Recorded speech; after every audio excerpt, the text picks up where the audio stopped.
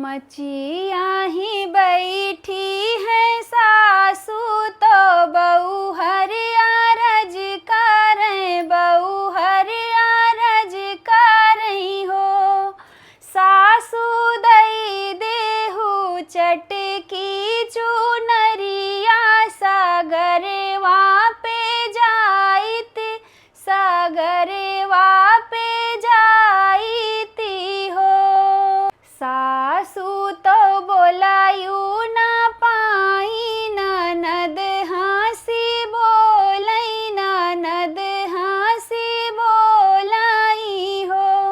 भौजी तोहरे न कौनो बेटउआ, तू के का छठी अइबू, तू के का छठी अइबू हो।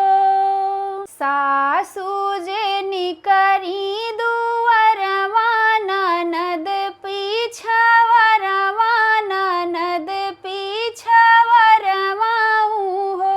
सखिया हनली बजरे के वड़िया, भीतर छठ पूजब, भीतर छठ पूजब हो। अंगना मा खोदई सागरवा, तो भिटवा मनावई, तो भिटवा बनावई हो। सखिया मटिया कै बनाई पुतौआ, तो मुहवा धोवावई, तो कजरा लगावई हो। सखिया मटिया कै बनाई पुतौआ, तो मुहवा धोवावई, तो कजरा लगावई हो। मुहवा धोवत की पुतौआ, तो सकर सकर कर, सकर सकर करई हो।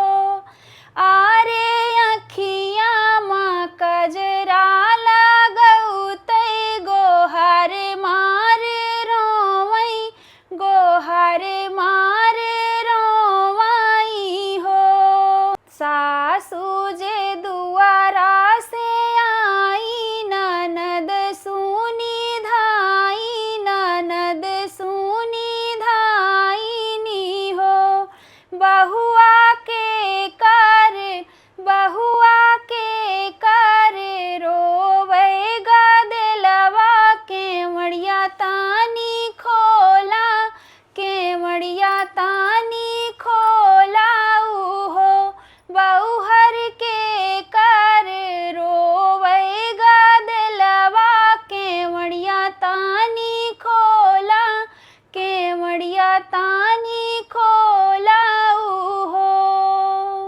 एक हाथे खोली केवड़िया, तो दूजे माँ होरी लवा, तो दूजे माँ होरी लवा हो।